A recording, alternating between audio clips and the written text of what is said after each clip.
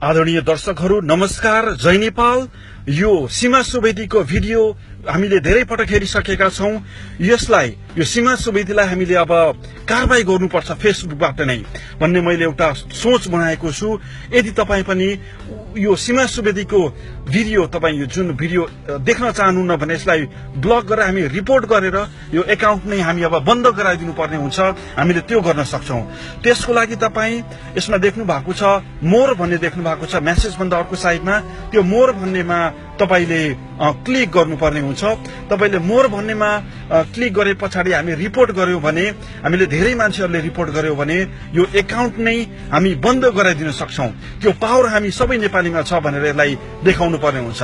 त्यसपछि तपाईले यो रिपोर्ट भन्ने ठाउँमा क्लिक गर्नुपर्ने हुन्छ। मोर गरिसके पछाडि रिपोर्ट भन्ने ठाउँमा तपाईले क्लिक गर्नुपर्ने हुन्छ। त्यसपछि तपाईले recover or close this account भन्ने तेस्रोमा तपाईले क्लिक गर्नुपर्ने हुन्छ। यदि तपाईले पनि त्यो बटन हटाउनु भयो र नेक्स्ट गर्नुभयो भने हामी सबै मिलेर यो एकाउन्टलाई नै हामी बन्द गराउन सक्छौं। यो भिडियो सक्दो शेयर गर्नुहोला, सम्पूर्ण नेपाली माझ समक्ष पुर्याउनुहोला यो भिडियो। यो मेरो अनुरोध रहेको छ तपाई मार्फत।